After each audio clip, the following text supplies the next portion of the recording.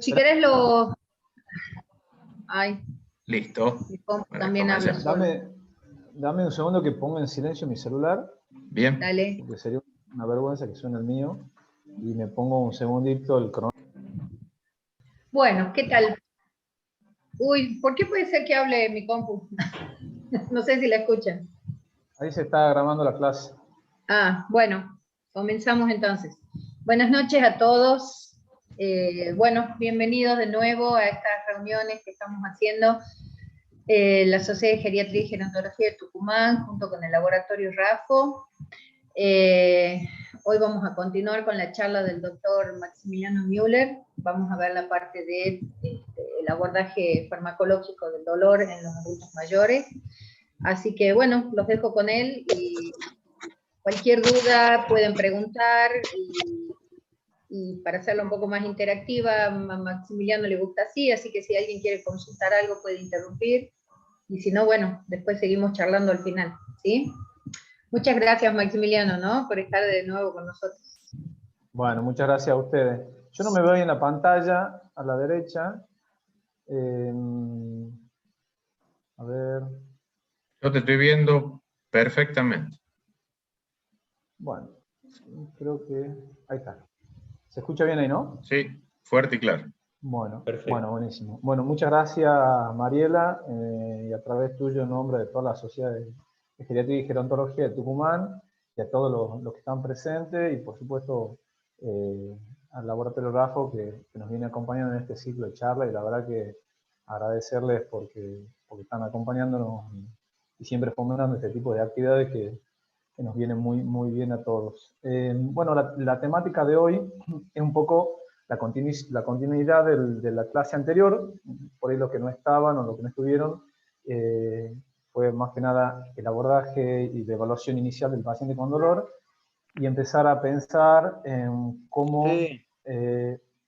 definirlo al paciente en cuanto al tipo de dolor, la intensidad del dolor, y ver a quién teníamos al frente y empezar a armar este espectro y este tratamiento en el cual vamos a basarnos un poco más hoy, sobre todo los farmacológicos. Si bien hay un montón de otros tipos de tratamientos, yo me voy a buscar un poquito más los farmacológicos, que me parece que es la idea de la clase, que a ustedes les quede algunas herramientas más, que creo que un poco lo refleja en este slide, que es el que le mostraba al final de la clase, de la última clase.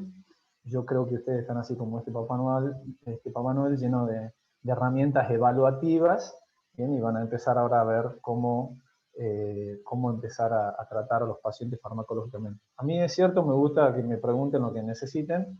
Si bien me alarguita la clase, yo voy a tratar de ir dándole importancia a las diapositivas que por ahí más me importa que se queden. Pero si me interrumpen, no hay problema. Bueno, como buen clínico, empezamos con un caso clínico, a ver si les resulta parecido a lo que ven habitualmente en sus consultorios. Prácticamente son el 100% de mis pacientes que veo en el consultorio, y si se acuerdan, en la clase anterior, bueno, estaba este paciente en nuestro consultorio, Juan, de 85 años, que es viudo y tiene hijos, pero él está solo porque los hijos están en Buenos Aires, tiene una obra social que es PAMI, tiene como antecedentes personales hipertensión, diabético tipo 2, artrosis de larga data. Esto le ha generado, por supuesto, dolor, que es el motivo por el cual consulta, y también insomnio, usa anteojos, camina con una dificultad, por lo cual anda con un bastón y algunas veces con andador, y bueno, motivo por el cual también, digamos, fue el motivo por la alteración de la marcha, es una cirugía de la cadera. Él me consulta al consultorio, bien, por un dolor lumbar, que lleva mucho tiempo de evolución. Ya podremos ya empezar a pensar si esto es agudo o crónico, bien, y tiene una irradiación que va hacia las dos piernas. Bien, él me dice que empieza en la cintura, va irradiando las dos piernas, que no tiene por ahí una metámera muy clara, bien, que va hasta los pies, sobre todo cuando camina. Cuando él hace reposo, para y mejora un poco ese dolor. Bien, el dolor él lo categoriza en la escala visual análoga, bien, que ya vimos cómo valoramos la intensidad, entre 8 a 10, bien, o sea, un dolor moderado a severo, diría. Y también tiene dolores articulares, o sea, vienen y nos dicen, no, pero también, doctor, me duele acá, cuando me muevo me duele más, cuando estoy en reposo me duele menos, y la intensidad del dolor de esos dolores van un poquito menos de intensidad, entre un 6 y un 10. Él toma mucha medicación, como verán, como la gran mayoría de los pacientes que vemos, desde omeprazol, metformina, levotiroxina, rosuvastatina, lendronato, fluoxetina, un antidepresivo inhibidor selectivo, clonazepam, un hipnótico, el Zolpidem, y aparte, bueno, el tratamiento analgésico, del cual habitualmente estamos muy habituados a preguntarlo, diclofenac 75 miligramos cada 8 horas, pregabalina 150 miligramos día, ketorolac SOS, una presentación, digamos, que habitualmente vemos, tramadol 37.5 más paracetamol 300. Porque no se había dado cuenta que apretó la tecla. Ahí hay alguien con... Eso pasa a veces, a Lisita le pasó también así, lo tenía en el bolsillo y se le apretó. Bueno, seguimos, no importa. Entonces, con todo este tratamiento analgésico, bien, viene el paciente al consultorio, y bueno, este es Juan, bien, que ya lo habíamos conocido. Entonces, en la evaluación multidimensional que hablamos, porque hablamos que es un dolor crónico, y para los dolores crónicos hacemos una evaluación multidimensional y no solamente las escalas unidireccionales, empezamos a pensar en esto, en armar este rompecabezas de Juan y empezar a definir un poco la problemática y decir, bueno, a ver, Juan tiene un dolor de tipo crónico por el tiempo de evolución, ¿bien? Eso, de acuerdo a la intensidad, dijimos que era moderado a severo. El tipo de dolor, no sé si a ustedes les parece, yo lo catalogué así, nosotros siempre lo pensamos al dolor desde la fisiopatología. Bien, ya hoy en dolor no se habla cuál es el tratamiento de la lumbalgia, y esto está bueno que lo sepan, cuál es el tratamiento de la lumbociatalgia. Bien, tratamos el mecanismo fisiopatológico del cual el paciente nos describe y nosotros evaluamos, tanto digamos, en el examen físico y en la clínica en sí, sino también en los métodos complementarios. Entonces pensamos en un dolor de tipo mixto, ¿bien? ¿Por qué? Porque tenemos un componente nociceptivo, dijimos que era articular, que este dolor que mejoraba con el reposo, y también un componente neuropático, ¿bien? Porque hablaba de quemazón, ardor, que irradia a las dos piernas. Entonces nos planteamos quizás dos tipos de mecanismos de dolor, bien, uno neuropático y el otro nociceptivo, que habitualmente es más frecuente de ver, que conviven estos dos tipos de dolores. Tiene un mini mental test con un deterioro moderado de 16 puntos, lo cual ya habla de qué tipo de paciente tenemos al frente. Si recordamos la fotografía, por ahí pensamos ya en un adulto mayor, vulnerable, frágil, ¿bien? Y tiene una gran interferencia con las actividades de la vida diaria, ¿no? O sea, le cuesta cambiarse, vestirse, recordemos que vive solo y que camina con dificultad. Y digamos, el score de depresión y ansiedad también positivo para depresión y ansiedad.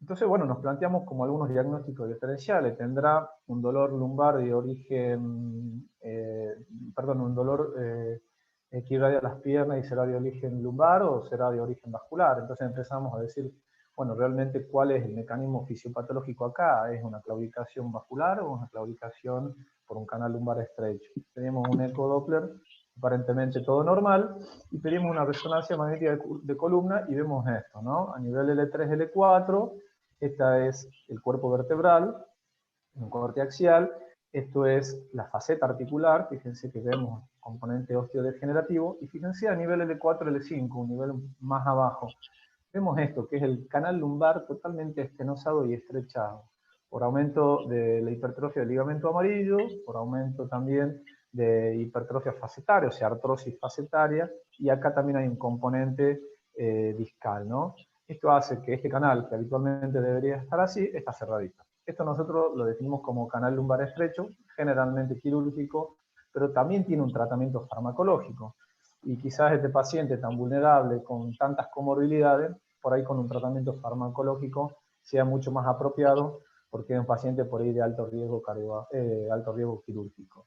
Hacemos una radiografía y vemos que también hay un componente osteoarticular, como pensábamos en ese examen físico, donde pensábamos que era un dolor mecánico, y bueno, tiene un componente osteoarticular, fíjense en esta rodilla del lado izquierdo, con este pinzamiento, esta disminución del espacio articular de la cara interna de la rodilla, bien, y eso se repetía un poco en todo digamos, la economía del cuerpo.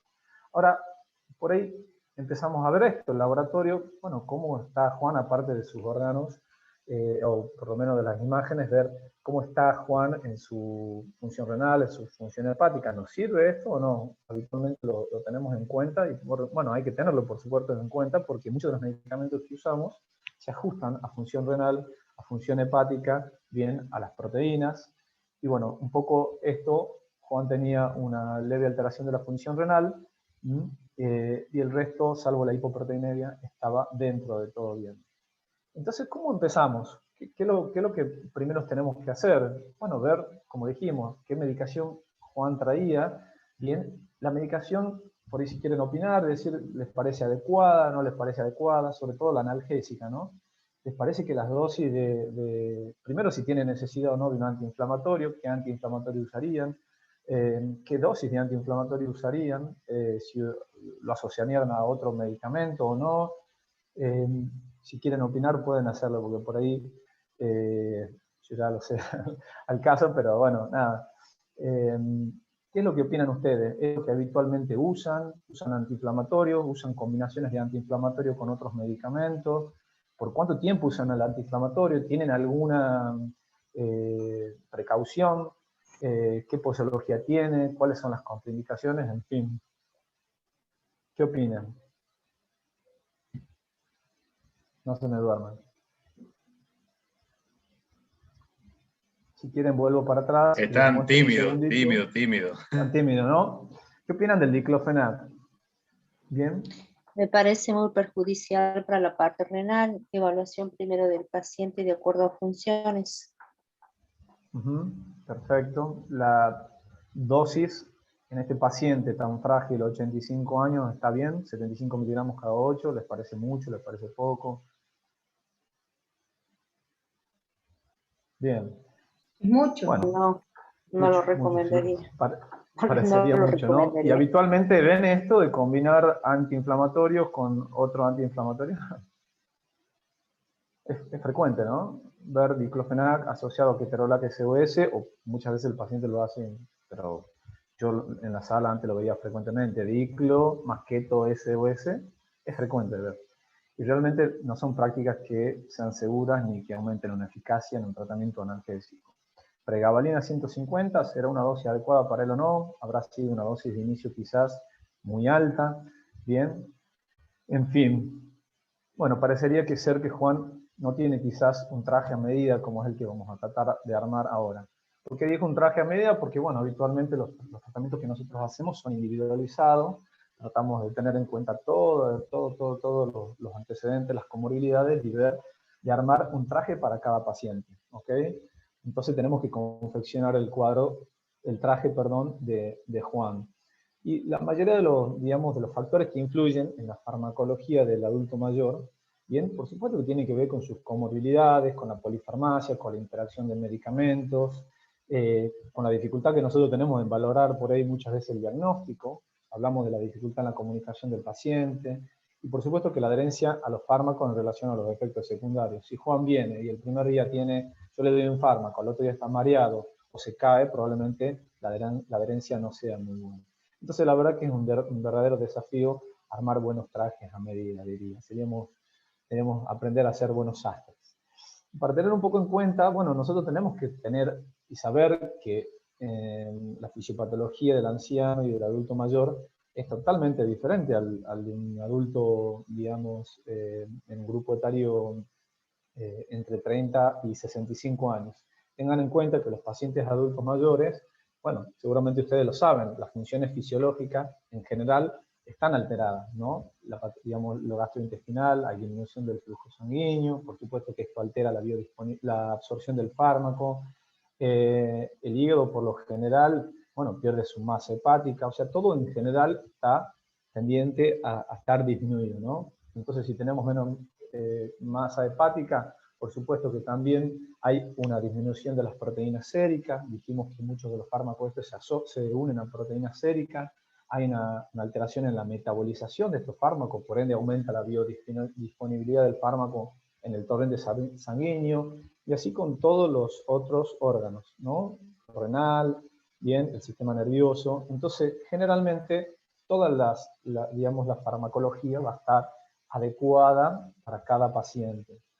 Y teniendo en cuenta esto, que es la escala visual, la escalera modificada de la Organización Mundial de la Salud, bien, que esta la vimos la vez pasada, dijimos, si el paciente tiene un dolor leve, un dolor moderado, un dolor severo, ¿qué grupo de fármacos nos correspondería como tener de inicio o empezar a tener una ayuda? Esto yo les pido, por favor, siempre uno al principio dice, bueno, a ver, tiene dolor severo, le doy esto y esto y esto. Pero es como todo, uno en este tipo de guías empieza como a pensar un poco mejor en qué tratamiento, de acuerdo a la evaluación, y empieza a darle un rol más preponderante a cada uno de los fármacos que tengo en cada grupo, de acuerdo a lo que yo pude evaluar. Entonces, fíjense, tanto en el primero, segundo y tercer escalón aparecen estos analgésicos que son no opioides, que ahora vamos a ver cuáles son. Bien, esto tiene una característica que ahora lo vamos a ver, que son ahorradores de opioides. ¿Qué significa? Que si yo doy esto más opioides, probablemente si doy solamente opioides voy a necesitar mucha más dosis que si lo diera con esto. Bien, por eso se consideran ahorradores. Los adyuvantes, fíjense que también están en los tres escalones. Bien, ahora vamos a ver cuáles son los adyuvantes y los opioides débiles para un dolor moderado y los opioides fuertes para un dolor severo.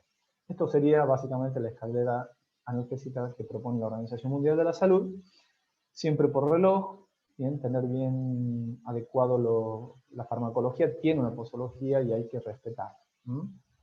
En dolor agudo siempre tengan presente que tratamos con analgésicos, digamos, no hay mucha duda del motivo por el cual está produciendo el dolor, una fractura, un golpe, en fin. Entonces generalmente la respetamos más a rajatabla. Pero en dolor crónico, por más que sea un dolor moderado a severo, quizás uno podría empezar para un dolor severo en un segundo escalón. Y tenemos que tener siempre, siempre, siempre presente estos tratamientos que no son farmacológicos estrictamente y que aumentan esa ventana terapéutica que hablábamos en la clase anterior, ¿sí? Que son todas las medidas complementarias, frío, calor, ejercicio, fisiokinesio, RPG, acupuntura, en fin.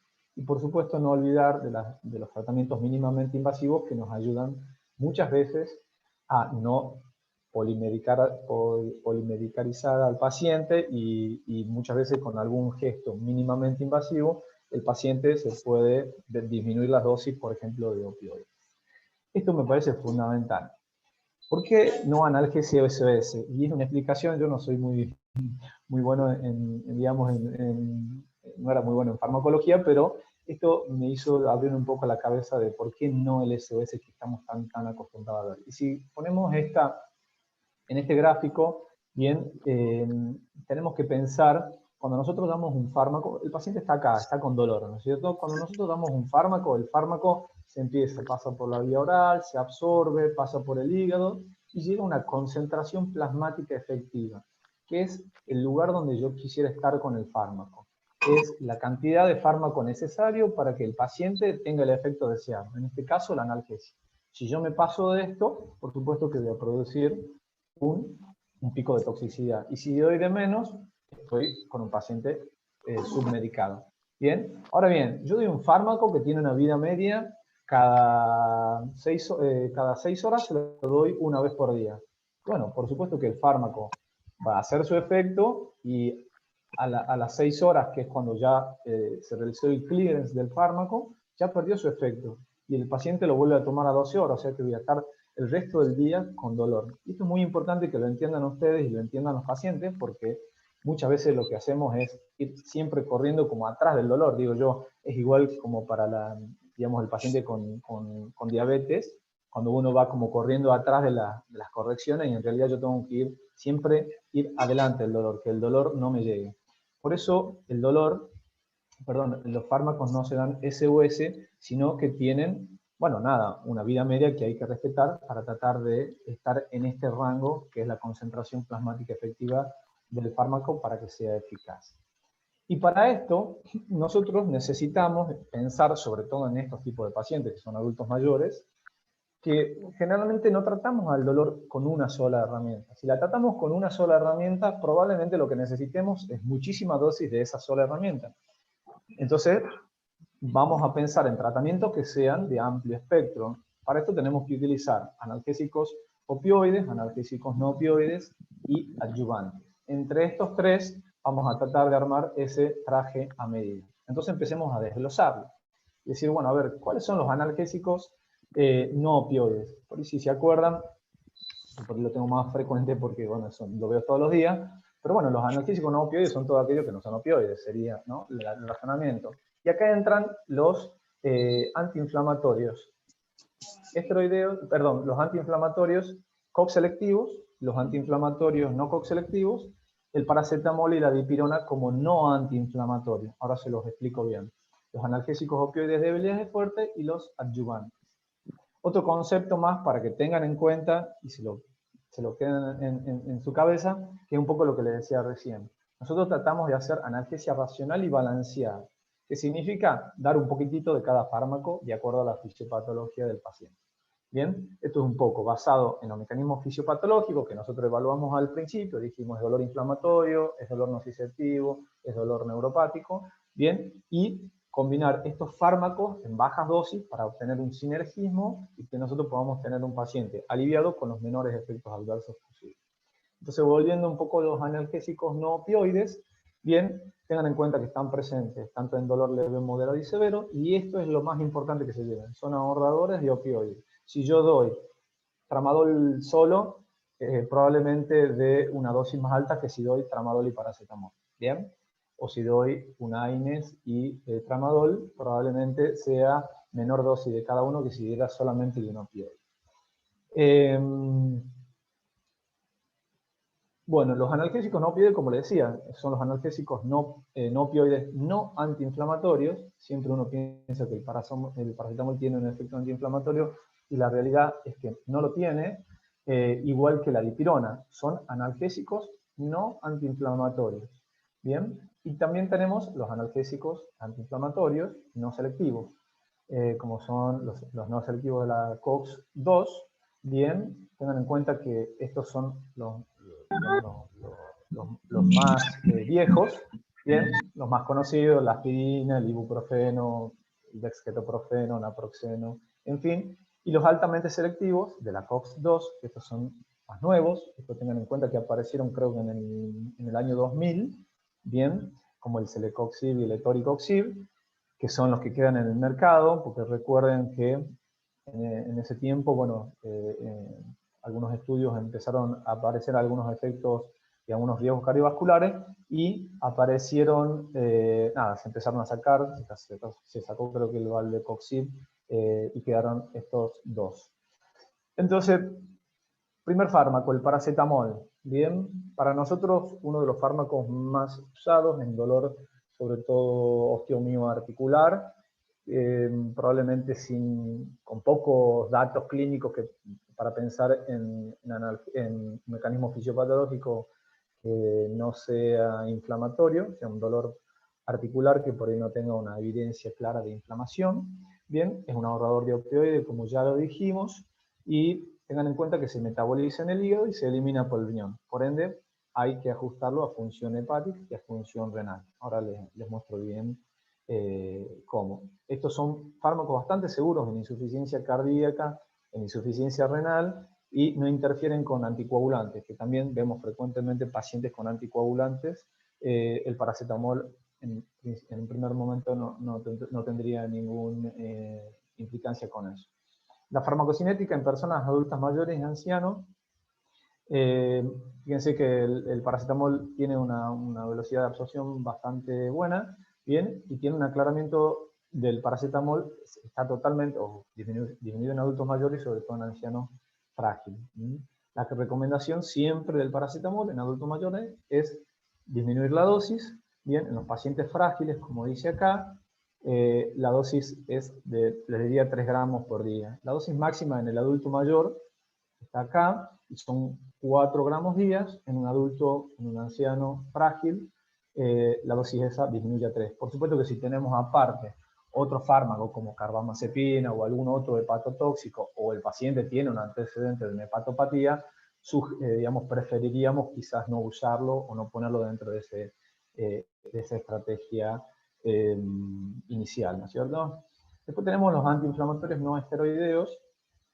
Como les dije recién, están los COX selectivos, bien, y los AINES comunes y corrientes, digamos, bien, y lo importante es que estos tienen un poder antiinflamatorio, por ende los pacientes que tienen un dolor de origen inflamatorio me vendría bastante bien. Ahora bien, tengan en cuenta que los COXIB en el año 2004, en un estudio que se llamó APPROVE, bien, como les decía recién, aumentaron mucho el riesgo cardiovascular, pero tienen un gran perfil farmacológico para aquellos pacientes que tengan un alto riesgo gastrointestinal. Por ende, ahora vamos a ver en una tablita, yo se lo voy a mostrar ahora, lo tenemos que tener muy claro cuándo usarlos a los selectivos de la COX y a los AINES no selectivos, y cuándo usar inhibidores de la bomba de protones y cuándo no. Los AINES y los ancianos, tengan cuidado en los pacientes que la gran mayoría de los ancianos frágiles tienen una tendencia a la hipoalbuminemia, una hipoproteinemia. Esto, por supuesto, que aumenta la toxicidad renal. Bien, tengan en cuenta que preferentemente tendremos que usar AINES de vida media corta, porque los de vida media larga van a aumentar y van a perdurar más en el tiempo, por ende el efecto, sobre todo de la vasoconstricción de la arteriola aferente en los pacientes con nefropatía puede empeorar, y todos los efectos secundarios que ya conocen. ¿Se acuerdan de estos criterios de stop and start que les había mostrado la vez pasada? Y tengan en cuenta que preferentemente no de más de 3 meses, y se prefieren, como les dije, los AINES de vida media corta, no así los AINES de vida media larga, salvo algunas excepciones que ahora paso a contar. Estos son un poco los criterios de stop and start, que un poco se los mostré la vez pasada, pero bueno, tengan en cuenta que los AINES en pacientes con antecedentes de úlcera péptica, generalmente tenemos que usar inhibidores de la bomba de protones. Pacientes con AINES de hipertensión arterial, esos pacientes van a tender a aumentar la presión arterial, van a tender a empeorar el funcionamiento cardíaco, o la falla de bomba, si la tuviera, la empeoraría. Bien, y un poco lo que les decía recién, esto de no usarlo de más de 3 meses. Por supuesto que los AINES interfieren con los anticoagulantes. Lo primero que uno pregunta, si está anticoagulando un paciente, evitar o no dar directamente antiinflamatorios no esteroideos. Y bueno, los efectos gastrointestinales más conocidos, bueno, son los pacientes con úlcera gástrica, por supuesto que tener sumo cuidado. Y en este estudio en Canadá, fíjense que los AINES no selectivos, bien, o sea, el diclofenac, el ibuprofeno, el riesgo a gastrolesión o gastrolesión, aumento de úlceras gástricas, fue mayor que a dosis baja de paracetamol. O sea, si yo comparo AINES no selectivos con paracetamol, aumenta el riesgo de problemas gastrointestinales. Ahora bien, si yo doy AINES y paracetamol, aumenta el riesgo por cada fármaco independiente, ¿no? Esto un poco se los explico en un cuadrito, pero los pacientes de alto riesgo gastrointestinal, por supuesto que nosotros tenemos que usar un COXIB, preferentemente asociado a un IBP. Y lo cardiovascular, acá lo interesante es saber que en general, tanto selectivos como no selectivos, no se llevan muy bien con las patologías cardíacas. Muchos de los pacientes van a tener aspirina por cardioprotección, y tengan en cuenta que, bueno, nada, le estamos dando, muchas veces damos aspirina más ibuprofeno o aspirina más un COX selectivo, y esto muchas veces aumenta ese riesgo cardiovascular, como les mencionaba, ¿no? Sobre todo con los COX-2.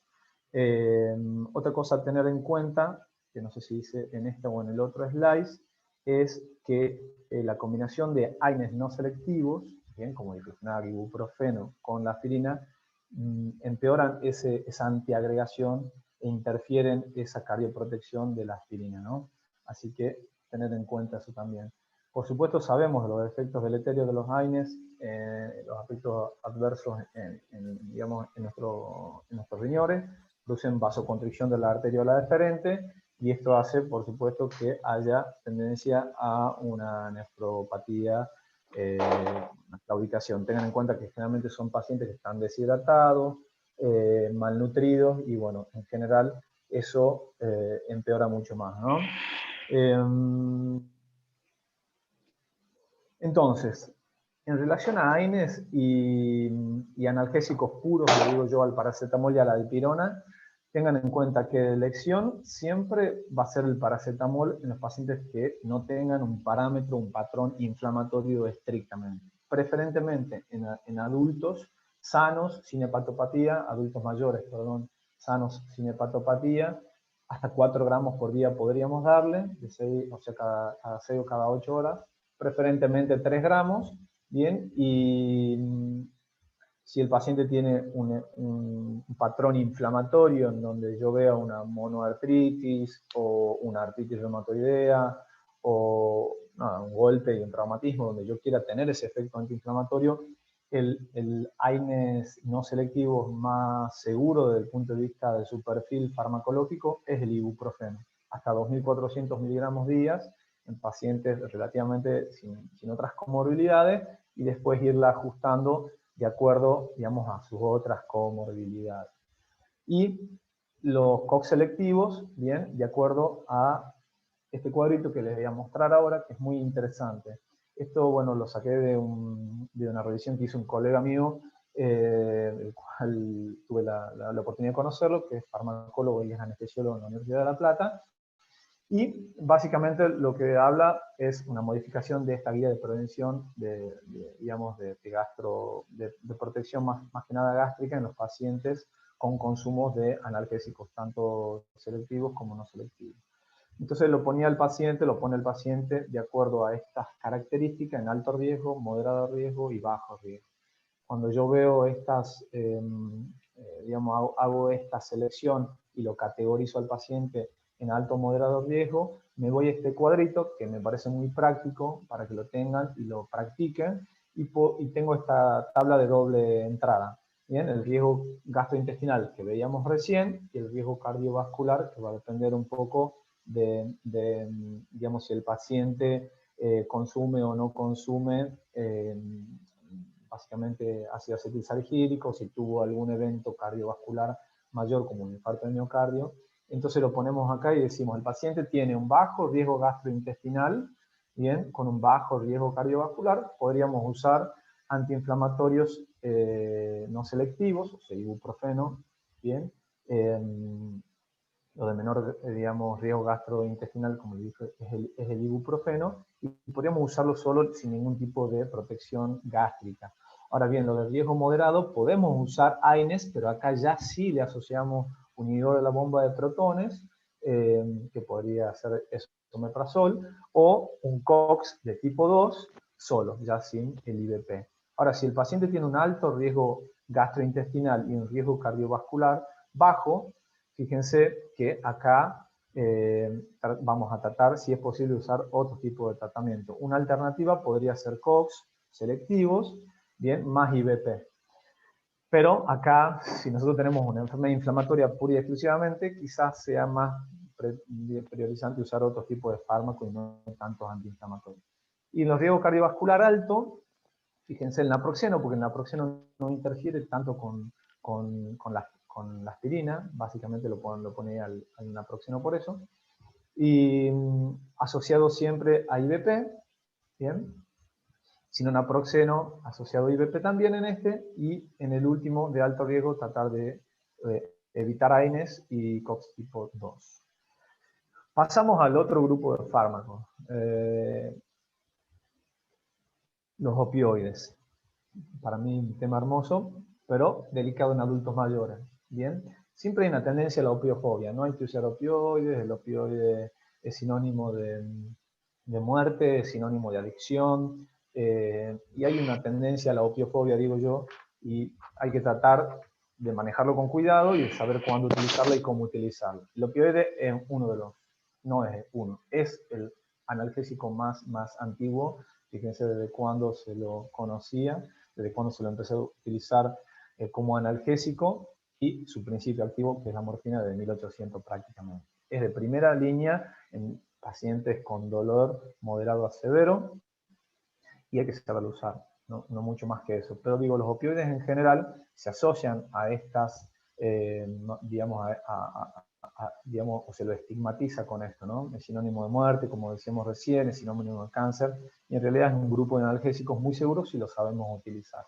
En adultos mayores, la realidad, si uno busca la bibliografía y empieza a desmenuzar y entra a PubMed, a Medline y a todos los portales, a las guías NICE, a las guías Cochrane, bien, que son de alto nivel y evidencia científica, ve esto, que si bien no hay muchos estudios en opioides en ancianos, si uno lo utiliza adecuadamente y en una forma integral, con todo lo que dijimos recién, con un tratamiento integral, podrían ser beneficiosos. Bien, se ha demostrado eficacia en dolor musculoesquelético a corto plazo, y tengan en cuenta esto, los datos sobre la eficacia y la seguridad a largo plazo, por ahí no hay muchos, pero generalmente a largo plazo sí puede alterar algunas cuestiones que ahora la vamos a ver dentro de los efectos secundarios.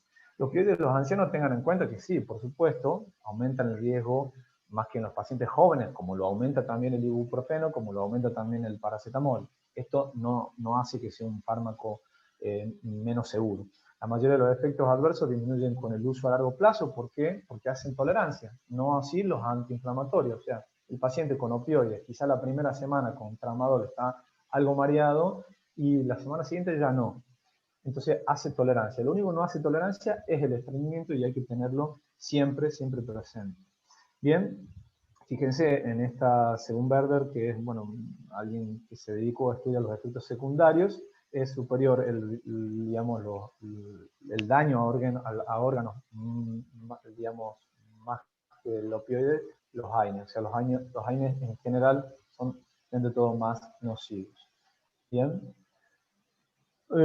¿Cuáles son las pautas de indicación? Siempre el opioide tenemos que tener en cuenta. Produce constipación porque bloquea receptores Mu en el tubo, no solamente en la médula espinal, en las articulaciones, sino también en el tubo digestivo, y esto, el bloqueo a ese nivel, da constipación. Por ende, hay que siempre dar un laxante y un antiemético. Yo la verdad que esto de la práctica me ha hecho que le advierta a los pacientes, si son pacientes constipados, sí le doy un laxante o mejoro su prescripción laxante, pero no le doy de regla siempre. Pero esto es un tip mío. Siempre, porque si no se llevan 5 fármacos y los pacientes ya no quieren volver a la consulta. Siempre tienen que estar muy bien hidratados, bien, revisar el resto de los tratamientos y las posibles interacciones, evaluar siempre el riesgo-beneficio y hacer igual el cumplimiento terapéutico. Efectos secundarios. Gastrointestinales, como lo dije, constipación, náuseas y vómitos las primeras semanas. La constipación es lo único que no hace tolerancia. Depresión respiratoria es muy raro, no raro, muy raro. Yo les digo sinceramente, hace 10 años exactamente que me dedico a dolor y tuve 4 pacientes con depresión respiratoria, pero pacientes internados, no adultos mayores, con opioides fuertes, y fue por un error de la prescripción, un error de la posología, y tenemos un beneficio que es la naloxona, que es el antídoto. Pero bueno, neurotoxicidad sí es algo frecuente, no lo voy a negar. La neurotoxicidad es frecuente ver los pacientes adultos mayores. Generalmente cuando yo le doy un opioide, ya sea débil o fuerte, el paciente tiende a deteriorar un poco el trastorno cognitivo. No todos, pero sí produce cierto deterioro cognitivo. Quizás es lo más frecuente de todo esto.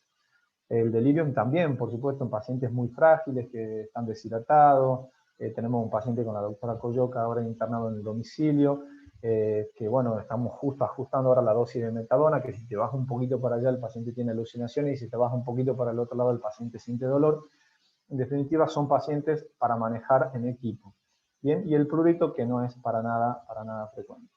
¿Cuáles son los opioides débiles que tenemos en el mercado? Y me parece que ustedes tienen que manejarlo así. Tramadol dijimos que es uno, y la codeína el otro. Esos son los opioides débiles. Entonces, el paciente con dolor moderado podríamos usar, como le dijimos, antiinflamatorios, analgésicos puros, y vamos a ver cuáles son los adyuvantes y los opioides débiles. El tramadol es un bloqueante muy débil y tiene una particularidad que lo diferencia un poco con la codeína, que inhibe la recaptación de noradrenalina y serotonina. Por ende, tiene algún beneficio en los pacientes que tienen dolor y depresión, porque bueno, en algún punto actúa como un antidepresivo, y también para los pacientes con un dolor más de tipo neuropático. En ese sentido, es un poco mejor el tramadol que la codeína. Bien. Sirve para dolor agudo y crónico, de intensidad moderada, neuropático nociceptivo, básicamente lo que les dice recién. Lo importante es tener en cuenta que como inhibe recaptación de noradrenalina y serotonina, si este paciente, como el que estábamos hablando recién, tiene sertralina, bueno, podemos tener un síndrome serotoninérgico, lo cual no es menor, así que lo tenemos que tener en cuenta. Entonces, la posología, si bien es cada 6 horas, yo generalmente en adulto mayor empiezo cada 8 horas, el metabolismo hepático, la eliminación renal, por supuesto que se ajusta a función renal, hay cuadros para ajustar tramadol a función renal. Bien, tiene una relación 1 a 10 con morfina, la dosis máxima es 400, yo en adultos mayores nunca llego más de 150, 200 miligramos, más que nada por, como le decía, por el deterioro cognitivo. Pero en algunos pacientes que son adultos no frágiles, como le mostraba la clase anterior del atleta de 76 años, del levantador olímpico, uno podría quizás usar un poquito más de dosis. Es un segundo escalón de la OMS, y tengan en cuenta que viene tramadol 50 miligramos en cápsulas blandas y tramadol asociado a paracetamol 37,5 más 300 miligramos de paracetamol. Las revistas Cochrane hablan un poco de esto, el NNT, que es el número de pacientes a tratar para conseguir un efecto beneficioso, es bastante bueno para dolor neuropático. Cuanto más chiquito es este número, mejor es el fármaco, y este es el número de pacientes a tratar para que un paciente sufra un efecto adverso, que cuanto más grande es el numerito, mejor. Así que dentro de todo, el tramadol para dolor neuropático tiene evidencia y mejora en pacientes adultos mayores, asociado, por supuesto, a algunos adyuvantes que ahora se los comento. ¿Cuál es la dosis de inicio que yo habitualmente uso? Depende del paciente, pero 25 miligramos cada 8, le diría que es para un paciente relativamente no tan frágil, digamos. Pero muchas veces utilizo gotas de tramadol, bien, que recuerden que vienen de 50 miligramos por mililitro y de 100 miligramos por mililitro. Eso significa que en 20 gotas tengo 50 miligramos de tramadol, o tengo 100 miligramos de tramadol en 20 gotas, de acuerdo a la presentación. Entonces empiezo muchas veces con 2, 3 gotas cada 8. Esa es mi dosificación. O sea, empiezo quizás con 5 miligramos, 10 miligramos de tramadol. Y eso muchas veces es suficiente. La codeína, como les dije, es de segundo escalón. La relación con morfina es 1,8, la dosis máxima es 360. La diferencia con el tramadol se las dije hace un ratito. Y tengan en cuenta que hay algunos pacientes que no tienen una enzima de conversión, porque la codeína básicamente se transforma en morfina en el hígado. Entonces hay algunos pacientes que no tienen una enzima que la convierte, que el 30% de la población, no es poco, y que pueden ser no respondedores a codeína y sí responden a tramadol. Hay que tenerlo presente. Bien. Morfina. Yo se los comento más que nada. A ver, acá creo que un poco de la clase es transmitirle algunas cosas sobre opioides fuertes. El que crea y considere que puede usarlos y se sienta seguro, los puede hacer tranquilamente. Pero bueno, hay que tener en cuenta 2 o 3 datos. La morfina, como les decía, es nuestra caballito de batalla en dolor severo. Hay pacientes adultos mayores que tengo con morfina en dosis bajas. Bien, si bien la duración y el efecto y la vida media es 4 horas, tengan en cuenta que por la función hepática y por la función renal, muchas veces uno la da cada 8 horas en estos pacientes porque son metabolizadores lentos. Recordemos lo que dijimos, digamos, de que el hígado en general va a enlentecer el proceso de metabolización, y por ende tenemos que tratar digamos, alargar la posología, ¿no? Tiene por efecto en dolor neuropático, no así tanto la metadona, que ahora lo vamos a ver. El metabolismo es hepático y se elimina por el riñón. O sea que siempre tener presente función hepática, función renal, y también se une a proteínas. Por ende tenemos que tener un perfil proteico aproximado de estos tipos de pacientes. Lo interesante de los opioides fuertes, y no voy a leer todo esto, simplemente decirle que tanto morfina, metadona, oxicodona no tienen un techo analgésico. ¿Qué significa? Recién dijimos, tramadol 400 miligramos, codeína 360. En morfina y opioides fuertes, el techo analgésico lo da la analgesia o el efecto secundario. Entonces, ¿cuál es la dosis de morfina para Juan? No lo sé. En realidad la voy a descubrir con el efecto analgésico o con el efecto deletério. Metadona. Para mí, de los mejores fármacos para dolor crónico de origen no oncológico. Para manejar metadona hay que tener conocimiento del fármaco y cómo darla y cada cuánto, y ir ajustando las dosis y tener bien un manejo más de especialista, le diría, pero es un fármaco súper seguro. Tiene una triple acción, o sea que bloquea no solamente el receptor mu potentemente, bloquea el receptor noradrenalina y serotonina en ese sentido muy parecido al tramadol, y también tiene un bloqueo de el NMDA, que es el N-metildiaspartato, que es un receptor que está relacionado al dolor crónico. O sea que es como el prototipo para el dolor crónico. Bien, fíjense que es mucho más superior en potencia analgésica que la morfina, por ende si queremos utilizar, bueno, hay que hacer algunos cambios. Tiene una alta biodisponibilidad, bien, y esto un poco lo hace, digamos, lo más complejo es que tiene vida media muy larga. Lo bueno es que tengo una dosificación al día o a lo sumo 2, lo cual es bastante bueno para el paciente porque es como de acción prolongada, pero lo malo es que se adhiere mucho a las grasas, a algunos tejidos, y por ello uno la suspende y está un tiempito más con la metadona dando vuelta. Dentro de las cosas más importantes a tener en cuenta, que puede prolongar el QT y tener algunas complicaciones. Yo le voy a ir contando un poquitito de todo esto, para que ustedes tengan en cuenta cómo podrían manejar opioides. No solamente es para morfina, sino que son como reglas generales para todo. Pero nosotros generalmente siempre el cálculo que hacemos para un adulto, que por ejemplo será tramadol 50 miligramos cada 8 o 50 miligramos cada 6 horas, en el adulto mayor generalmente lo calculamos un 25 un 50% menos. Bien, como decía en una de las slides anterior, 25 miligramos de tramadol, 12.5, en pacientes muy frágiles, 5 miligramos cada 8 horas. Bien, se recomienda iniciar la forma de acción corta. Una vez que yo tengo el paciente con el dolor relativamente controlado, con opioides de acción corta, yo puedo pasarlo a un paciente a una prescripción de una liberación controlada, y los rescates hacerlo con el mismo opioide, perdón, no el mismo opioide, sino uno de acción rápida. O sea, tenemos un paciente con dolor controlado, lo paso a liberación controlada y los rescate con el de acción rápida. Un poco como el de la insulina, digamos, para que lo tengan en cuenta. Reevaluar siempre al paciente, ver los efectos secundarios. Bien, la titulación podemos ir aumentando la dosis cada 3 o 4 días. Yo la verdad que a todos mis pacientes, no sé si hago bien o mal, según mi mujer hago mal, le doy a los pacientes mi teléfono, le digo, por favor, en 48, 72 horas, mandame un mensajito. ¿Cómo te sentís? ¿Si te mejoró el dolor? ¿Cuánto te mejoró el dolor? Y uno así puede ir como ajustando un poquito la dosis. Y bueno, no mucho más de esto. Ya nos falta un poco menos, perdón, pero nos quedan adyuvantes. Los efectos secundarios más frecuentes, constipación, náuseas, vómitos, ya lo dijimos. Los menos frecuentes, el delirio, la miosis, la retención aguda de orina, en fin. Y lo bueno que tenemos la naloxona, que es el antídoto. Si yo tengo esto, que es la neurotoxicidad inducida por opioides, digamos, debo suspenderlo al opioide, ahí están los patrones, pero también tengo la naloxona, y eso revierte inmediatamente. Y no lo tengo con un AINE y una hemorragia digestiva. Si yo tengo un paciente adulto mayor con una hemorragia digestiva, y no tengo otra, si tiene una hemorragia digestiva, una úlcera sangrante, tengo que entrar al quirófano, si no el paciente se muere.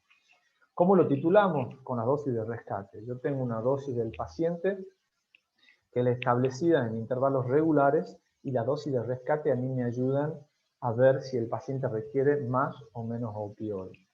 Bien, ¿qué criterio uso yo? No yo, sino están establecidos. El paciente tiene dolor controlado. ¿Qué significa? Que tengo una intensidad en escala visual numérica menor a 4, el paciente se siente relativamente bien y tiene menos de 3 rescates en el día, ese paciente está con dolor controlado y debo bajar la dosis de opioides de un 25 a un 30%.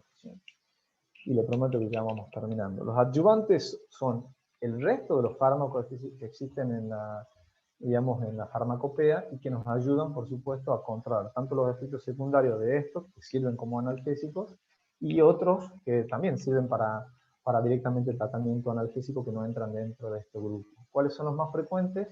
Los laxantes, los antidepresivos en general, los anticonvulsivantes, los corticoides y los relajantes musculares. Antidepresivos tricíclicos y duales.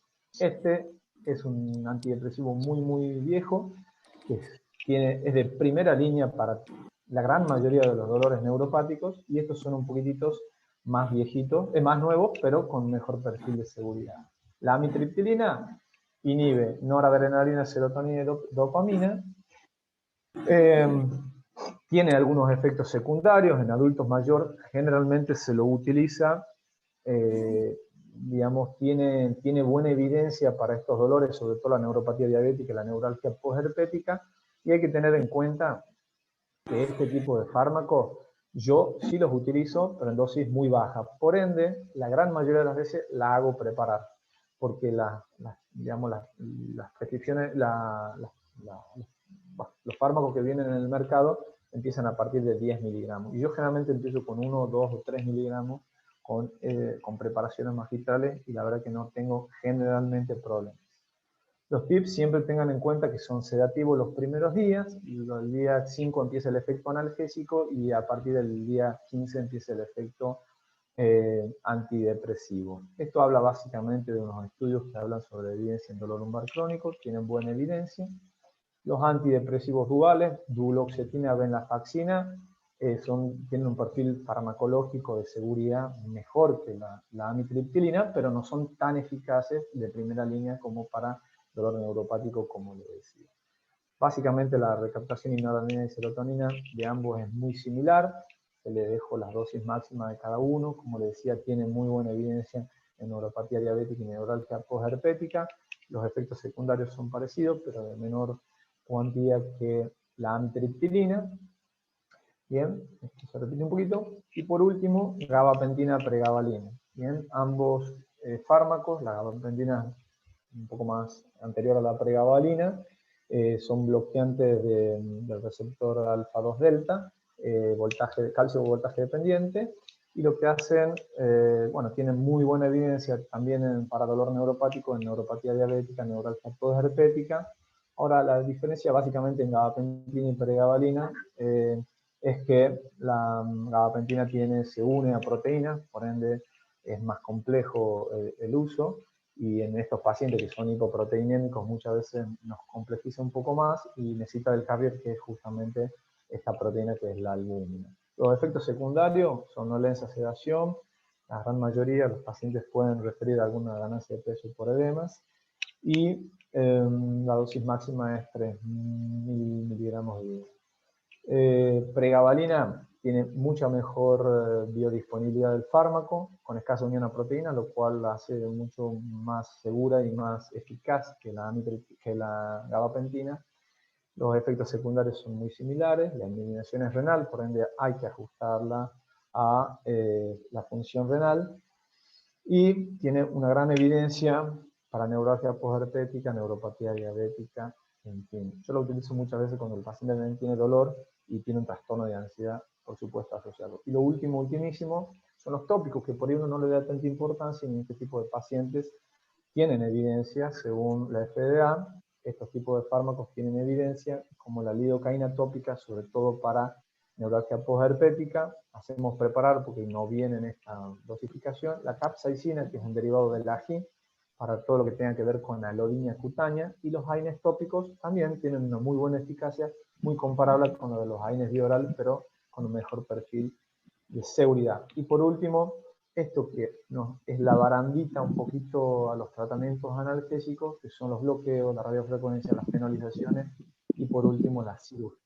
Y terminando, esto es unos gráficos robados de unos colegas del italiano, pero cuando nosotros tenemos un estímulo nociceptivo, hay un gran impacto funcional en el paciente. Por supuesto que hay un impacto afectivo, evaluamos las comorbilidades. Este paciente puede seguramente tener ansiedad, depresión e insomnio.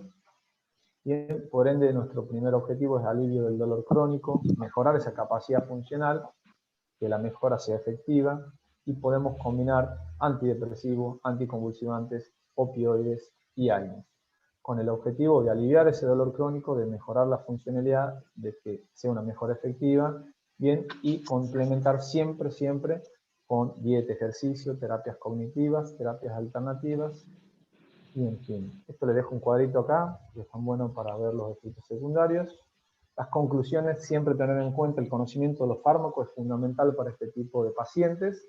y en realidad de todos, pero son más vulnerables este tipo de pacientes. El objetivo siempre es aliviar el dolor con la menor iatrogenia posible, comenzar de a poco, siempre recalcular los tratamientos y agrandar la ventana terapéutica.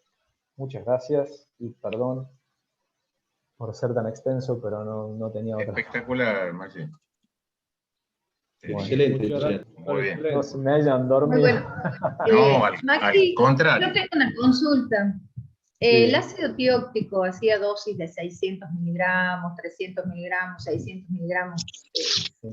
¿Cuándo se usa, no se usa? Mira, hablemos variables ¿Hay casos duras. especiales?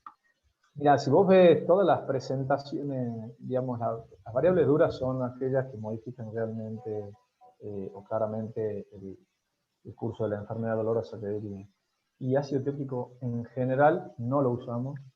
Evitamos la polifarmacia, yo siempre digo lo mismo. A ver, vos me decís, che, vitamina B1, B6, B2. Vitamina B2, la gran mayoría los indica. No hay evidencias duras en eso, o sea, no hay un claro beneficio. Dolor neuropático, para resumírtelo, básicamente neuralgia los puros, ¿viste? Lo que son neuralgia posherpética, neuropatía diabética, a la cabeza pregabalina, amitriptilina. Pacientes adultos mayores, probablemente un dual, bien, quizás asociado a un opioide, puede ser tramadol metadona, de acuerdo a si el dolor es moderado o severo, y también los factores de riesgo, ¿no? Pero ácido tióptico, si lo damos en dosis de 1200, no de 600 por día. Yo habitualmente, si el paciente viene con ácido tióptico y me dice que le hizo bien, muchas veces se lo dejo, no se lo saco. Pero si el paciente tiene ácido tióptico, vitamina B1, B6, B2, ya viene con la pregabalina, ya viene con tramadol, ya viene con doble dosis de AINE. Y es como que decir, che, bueno, a ver, yo generalmente trato de respetar la prescripción de mi colega. Si el colega, yo siempre, la primera parte de mi historia clínica dice derivado por. Es así. Entonces yo lo llamo, le digo, che, mira, ¿te parece que hagamos esto? Me parece que prioricemos la analgesia, le doy dos fármacos. Porque son pacientes que habitualmente tienen polifarmacia, vos lo sabés más que yo, ¿me entendés? Entonces trato de dar lo que yo considero desde el punto de vista del dolor que tiene más evidencia. No sé si contestó tu pregunta, pero yo no la uso, no hay mucha evidencia. Perdón, quiero pasar un aviso parroquial. Por favor, todos los que están conectados, dejen en el chat el mail para que los podamos contactar y pueden tener ustedes esta charla también. Así que dejen, por favor, todos en el chat su mail, que nosotros lo vamos a contactar. Muchas gracias. Gracias a vos, Maxi, por estar siempre tan dispuesto con nosotros. Bueno, no, a ustedes por estar presentes. Y hasta las 10 tengo, me deja mi mujer. Te hago otra pregunta hasta que alguien pregunte. Sí. El uso de los parches, Sí. ¿lo utilizás, no lo utilizás? Mira, los parches, básicamente parche tenemos dos. Uno es buprenorfina, es un opioide agonista-antagonista. No es un opioide puro, te diría, como la morfina, la metadona, que se acoplan perfectamente al receptor.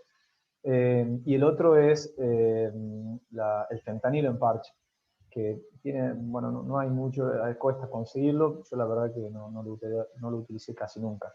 Sí lo utilizo al parche. De hecho, mira, hoy tengo un paciente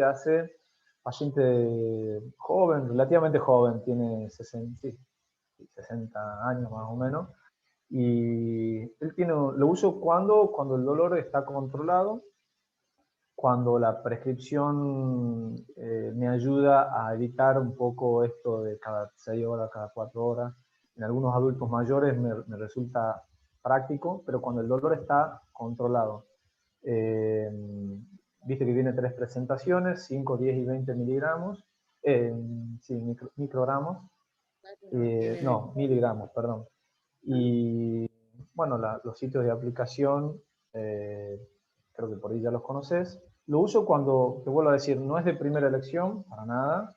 Lo uso cuando el paciente tiene, como te digo, cierta dificultad con el manejo de la medicación, cuando yo por ahí dudo si la va a cumplir o no, si por ahí es un adulto mayor que quizá tiene un familiar, pero lo va a ver de vez en cuando. Entonces digo, mira, en vez de dar la gotita de tramadol, que por ahí se le escapa el frasco, o la metabona entera, le digo, ponerle el parche y vamos viendo cómo va, ¿me entendés?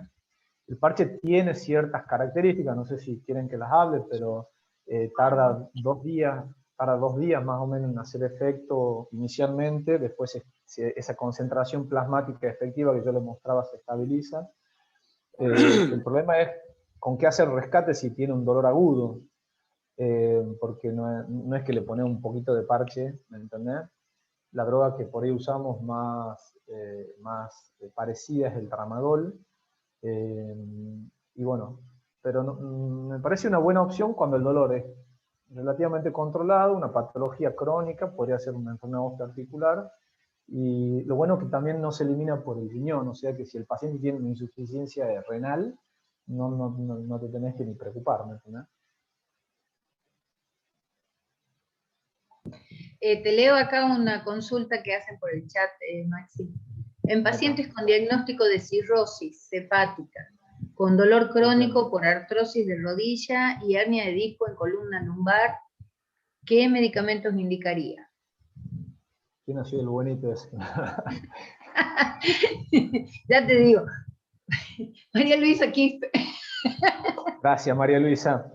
Mirá, todo lo que sea insuficiencia hepática es un desafío. Porque casi todo, poner la pregabalina tiene casi nulo, digamos, el metabolismo hepático. Pero todo el resto pasa por el citocromo P450. O sea que,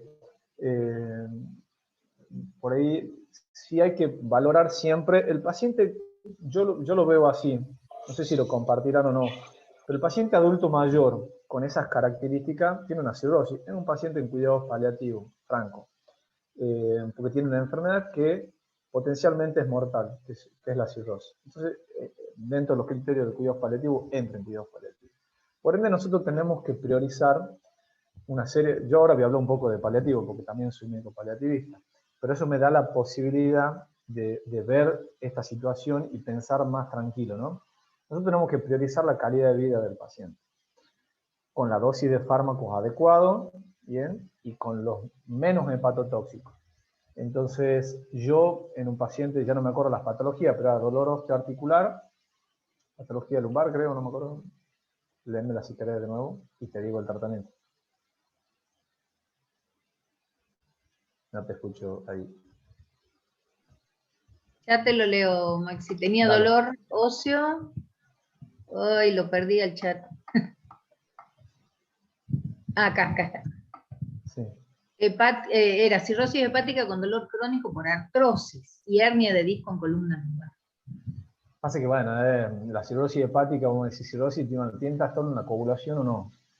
Claro. Es como hay que definirlo bien, hay una serie de cosas, pero bueno, básicamente, en los pacientes que son muy complejos desde el punto de vista farmacológico, no dejen de ver los tratamientos mínimamente invasivos, que por ahí los desconocen o por ahí lo saben, pero los tratamientos mínimamente invasivos, yo hago bloqueos, radiofrecuencia, tenemos otros colegas que también hacen radiofrecuencia, y los tratamientos, te diría que complementarios. Si uno plantea ese paciente tan complejo farmacológicamente, bueno, uno podría usar dosis ajustadas de opioides débiles o fuertes, pregabalina, probablemente, quizás evite AINES y evite paracetamol, tópicos usaría, y usaría toda la medicina complementaria que ustedes no tienen, ni yo tengo idea de todas las cosas que hay. Les juro que cada vez descubro más cosas y me sorprendo. Deberían tener también ciclos porque uno, viste, dice, el kinesiólogo, y después tenés millones de otras cosas más, acupuntura, reiki, teoría de Bach, aquagym, las que se le ocurra. Todo eso abre la ventana terapéutica. Este paciente que me están planteando es una ventana terapéutica así. Yo hago esto, pum, me caigo. Hago esto, pum, se intoxica. Hago esto, pum, me sangra.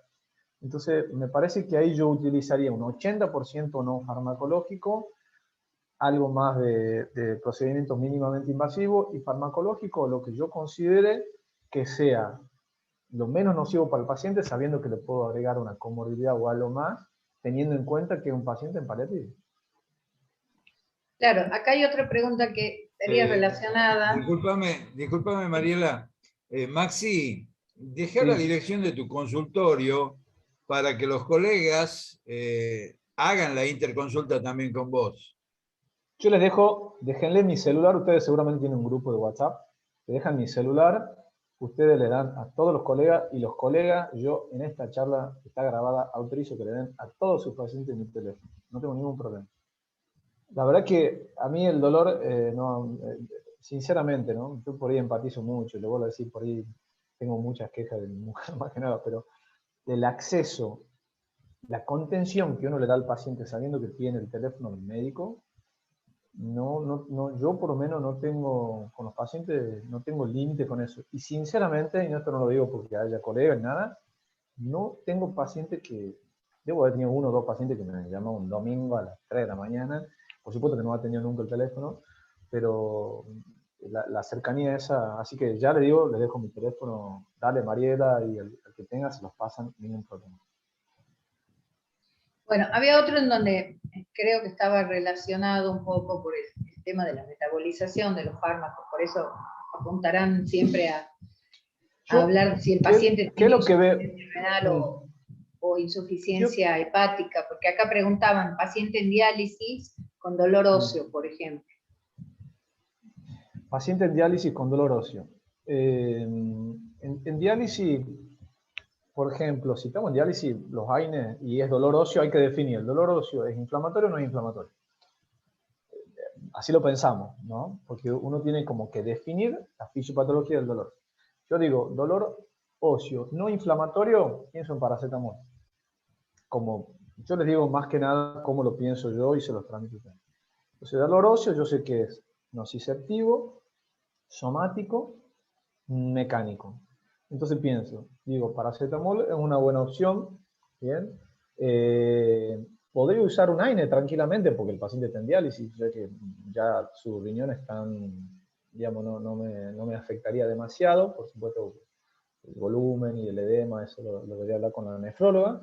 Opioides podría usar, sí, perfectamente, se ajustan a tanto el tramadol.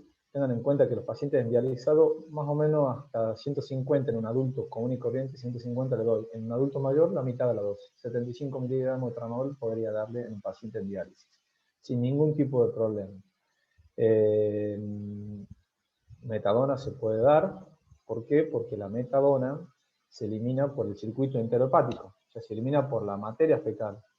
¿Bien? De los opioides más seguros, de los fuertes, fentanilo y metadona, pero bueno, fentanilo no lo van a usar seguramente, y el tramadol se ajusta a función renal. La pregabalina también se puede dar en pacientes dializados, pero bueno, hay que ajustarlo a función renal. O sea que tenemos antiinflamatorios, podemos dar, o analgésicos puros, podemos dar, tópico, el que se puede. Ahí dije, lidocaína, capsaicina, diclofenac. O sea, que básicamente todo se puede dar. Y pensar, si es un dolor óseo, quizás, si el tratamiento, si un paciente adulto mayor con tendencia a la caída, dializado, muy complejo, se puede hacer un bloqueo, se puede, digamos, hay una gran terapéutica, digamos, herramientas terapéuticas para abordar a ese paciente. Yo les hago una pregunta. O por lo menos le transmito una inquietud que siempre veo. ¿Cuánto tiempo usan los AINES?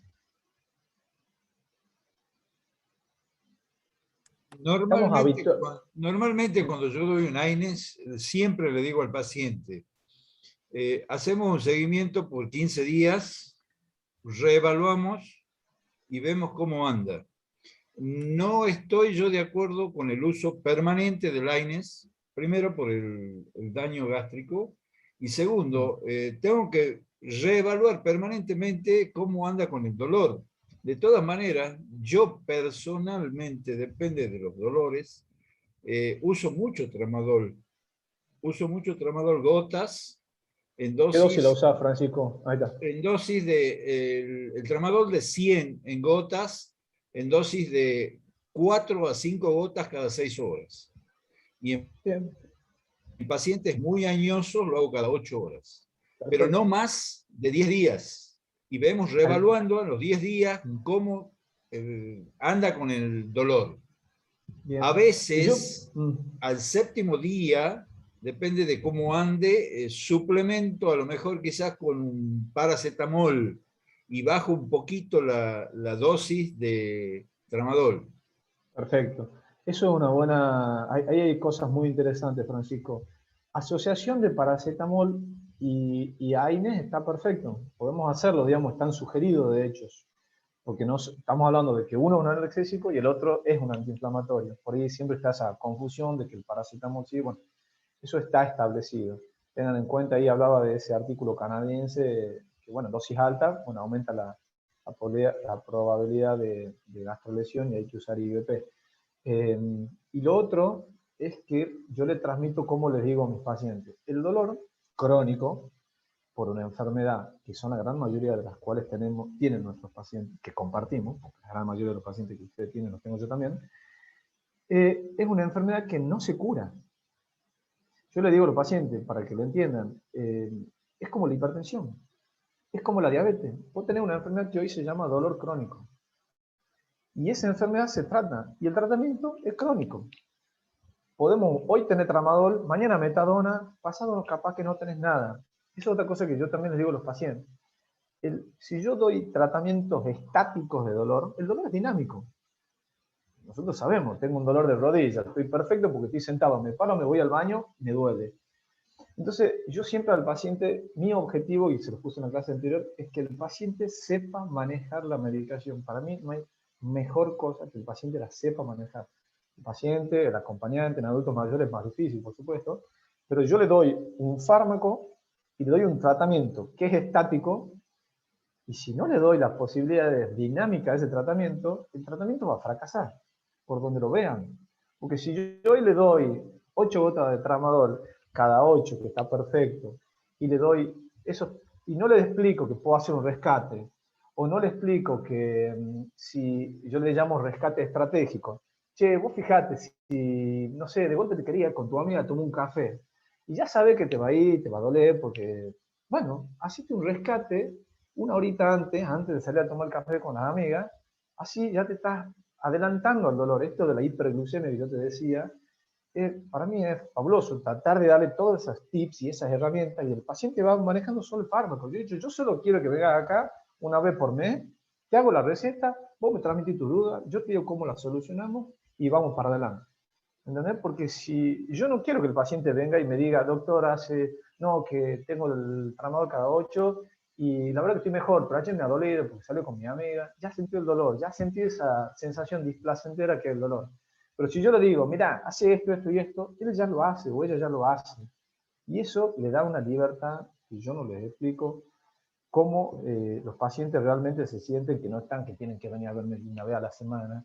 Pero bueno, por supuesto que tengo que valorar el contexto a quién le doy, cómo se lo da, en fin. Les quería transmitir esto porque siempre lo hago con mis pacientes y son cosas que no dicen en la literatura. Y me parece que en esta charla de colegas, de amigos, es importante que uno les transmita, desde el punto de vista del dolor, cuáles son las cosas que a mí más me funcionan y todo el conocimiento que yo tengo, me parece que brindárselo a ustedes por el bien de los pacientes es fundamental. Básicamente, discúlpame Maxi, básicamente lo que pasa es que nosotros como médicos de cabecera no hacemos la evaluación multidimensional que vos hablabas al final del dolor. El paciente viene y dice, doctor, me duele, ¿qué le duele? Todo.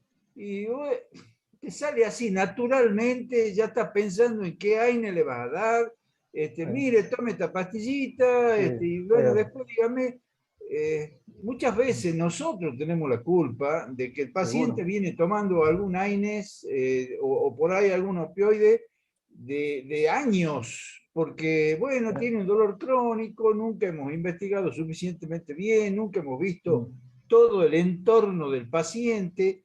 A lo mejor el paciente, qué sé yo, está con una depresión, que es la que le está determinando fundamentalmente el dolor, y bueno, hay que tratarle la depresión y el dolor se va a ir solo.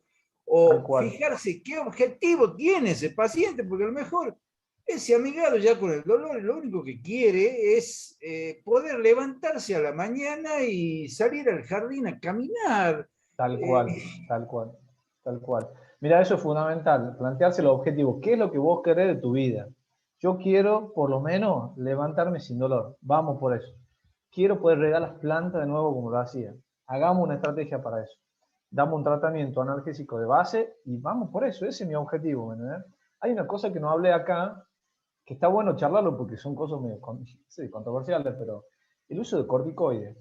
Yo sí lo uso, o por lo menos, bueno, no sé, el corticoide para mí es una buena, yo digo que es como el as bajo la manga, así le digo yo, o por lo menos en mi cabeza lo tengo así.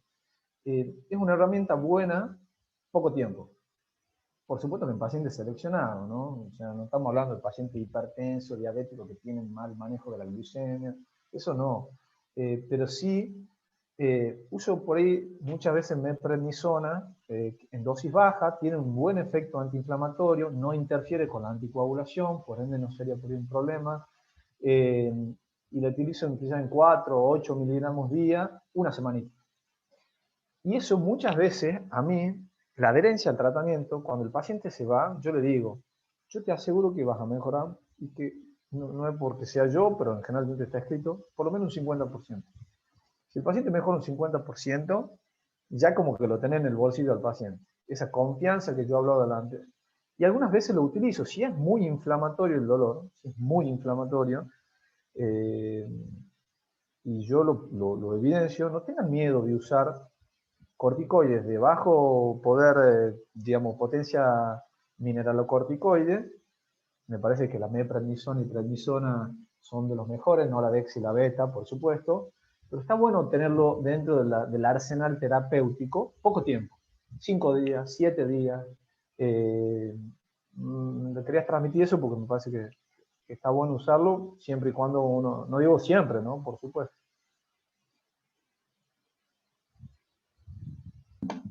Maxi, veo que no hay más preguntas, por eso aprovecho yo y te saco un jugo. Lo que quieran, la verdad que a mí me encanta. La fibromialgia, ¿con qué la tratás? Fibromialgia en adulto mayor es rara. Yo les digo porque estamos hablando, o sea, estamos en un grupo, digamos, particular, de grupo etario. O sea, todo paciente que ustedes vean con diagnóstico de fibromialgia después de los 65 es medio raro. O es una polimialgia reumática, o un síndrome de dolor total, como decía el doctor, dolor generalizado. Porque ahora, viste, todo es, che, me duele todo, no sé qué es lo que es fibromialgia, o no. Y la verdad que puede ser que se nos escape alguno, pero en el adulto mayor que ustedes vean que tiene dolor severísimo de todo el cuerpo, lo primero que tienen que pensar es que ese paciente no tiene fibromialgia, pero sí tiene un gran sufrimiento. Y ahí lo que decía Francisco es, tratemos de evaluar al paciente multidimensionalmente, si necesitan de mi ayuda se los brindo, pero lo más probable es que no tengan fibromialgia. Es un punto a aclararte, María. El paciente tiene fibromialgia, las drogas o los fármacos de elección son básicamente 3. Con esto, y digamos la evidencia en fibromialgia desde el punto de vista de evidencia dura de farmacología no es muy buena, no es muy alentadora. Lo que más, siempre digo yo, el tratamiento de fibromialgia en los pacientes, el 80% es no farmacológico, 20% farmacológico. Los 3 fármacos que tienen más evidencia en fibromialgia, y uno los elige de acuerdo a quién tiene al frente, es básicamente pregabalina, amitriptilina y ciclobenzaprina. La ciclobenzaprina, los compañeros acá de Rafa la tienen, que es el Mitrul, 15 miligramos, hasta 30 miligramos no hay problema. Tengan en cuenta que por ahí las cardiopatías, por ahí hay algunas cuestiones ahí a tener en cuenta. La pregabalina es un fármaco bastante, digamos, en muy buena evidencia para fibromialgia. Y la amitriptilina. Factores de riesgo, duloxetina, venlafaxina, que son 2 antidepresivos duales que los mencioné, menos eficacia, la metadona, los opioides en general. Hay algunos artículos interesantes, habla del ginkgo biloba, la vitamina C, todo más estudios, digamos, no de buen nivel metodológico, pero ponele todo lo que sea complementario, el terapia cognitivo-conductual más que la terapia psicoanalítica, Y bueno, realmente complementamos con mucho no farmacológico. El paciente, una de las mejores cosas es la relación médico-paciente, es increíble, o sea, dentro de los principales tratamientos analgésicos es la información al paciente. Les vuelvo a decir, en adulto mayor he visto algunos pacientes que no me han parecido fibromialgia, algunos han terminado siendo polimialgias reumáticas, depresiones, cuadros depresivos, pero no es tan frecuente.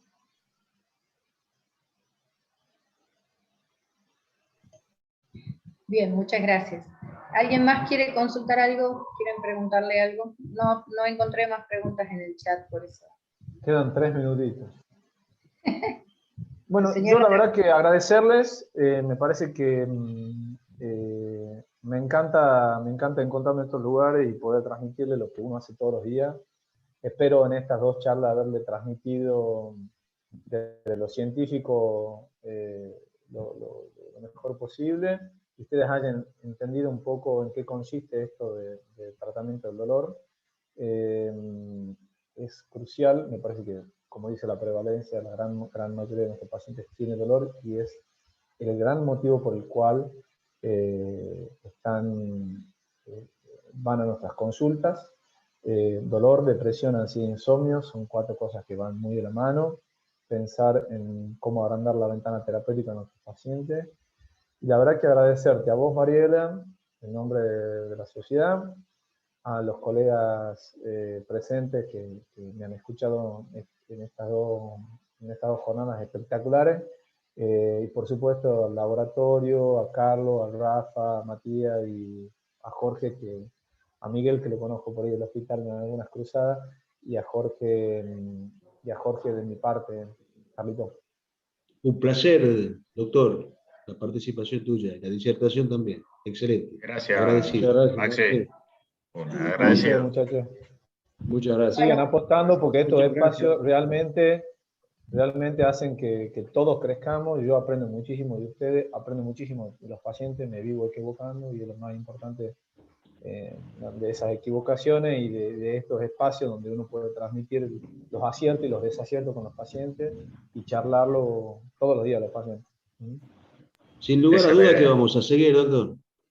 Seguir apoyando siempre. Bueno, yo quiero agradecerles a todos los participantes, al laboratorio Rafa, por supuesto, a Maximiliano desde ya por la charla, realmente muy buena charla, muy interesante, todas las personas han hecho muy buenos comentarios, así que te agradecemos, Maximiliano, tu tiempo, tu disposición. Y bueno, ya si Dios quiere, nos vamos a ver el próximo mes con nuevos temas. Así que muchas gracias a todos. Los que quieran, piden mucho el tema de la charla que está grabada.